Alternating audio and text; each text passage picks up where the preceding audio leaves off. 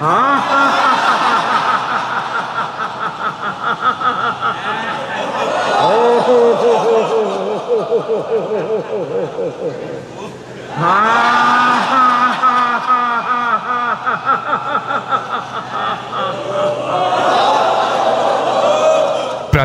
থেকেই যোগব্যায়াম শরীর ও মনকে সুস্থ রাখার এক বিজ্ঞানসম্মত পদ্ধতি, যা মানুষ প্রাচীনকাল থেকেই চর্চা করে আসছে।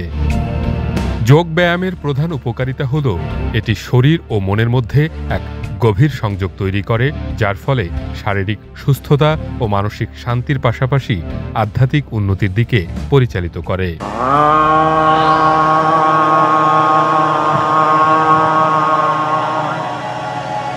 আবার ডান দিকে।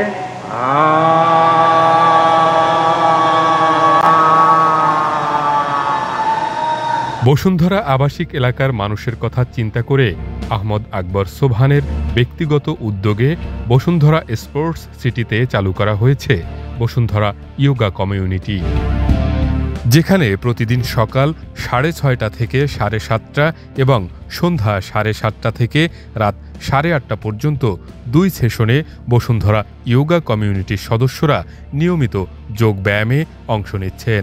যোগা করে অনেক ভালো লাগছে, অনেক ধরনের এক্সারসাইজ করে শরীর মানে হালকা পাতলা করার জন্য, অ্যাক্টিভ হওয়ার জন্য, সুস্থ থাকার জন্য নিয়মিত একটা ব্যায়াম করা, মেডিটেশন করা, মেন্টালি অনেক রিল্যাক্স ফিল করা, অ্যান্ড অলসো আর্লি রাইজিং, সব কিছু মিলে যোগাটা আসলে আমাদের হেলথের জন্য অনেক বেস্ট। শরীরের জন্য এটা ভীষণ উপকার, কোনো রোগ বালাই হবে না, খুব অ্যাক্টিভ থাকবে, বডিতে খুব স্ট্রেংথ আমরা ফিল করব এবং কোনো রোগ কাছে আসতে পারবে না।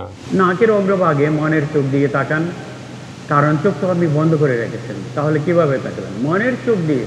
যোগব্যায়ামে উৎসাহ প্রদান করার জন্য এ ধরনের উদ্যোগকে সাধুবাদ জানাচ্ছেন সকলেই। বসুন্ধরা গ্রুপের অনারেবল চেয়ারম্যান স্যারকে অশেষ ধন্যবাদ জানাই এত সুন্দর একটা ফ্যাসিলিটিস করে দেওয়ার জন্য, এবং আমাদের এই 3 দিনে আমাদের শরীরে অনেক কমফোর্ট ফিল করতেছি। আশা রাখি আমরা কন্টিনিউ করব এবং আমাদের এই ফ্যাসিলিটিসটা আমরা এনজয় করতে থাকব। বাংলা নিউজ 24 এর সম্পাদক ও ইয়োগা প্রশিক্ষক তৌহিদুল ইসলাম মিন্টু মনে করেন, শিশুদের খেলার মাঠের সংকট ও রোগ প্রতিরোধে ভূমিকা রাখতে পারে যোগব্যায়াম। ঢাকা শহরে খেলার মাঠ নেই, এটা একটা বড় সংকট। এখানে প্রায় 2 কোটি লোকের বসবাস।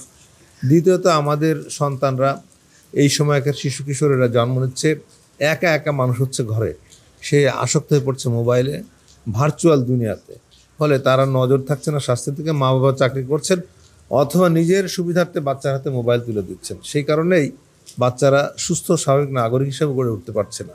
তো সেই ক্ষেত্রে ইয়োগা অনেক বড় ভূমিকা রাখতে পারে। আশা করি সুস্থ থাকতে ইয়োগা ব্যায়ামের অভ্যাস গড়ে তুলতে পরামর্শ দেন বিশেষজ্ঞরা।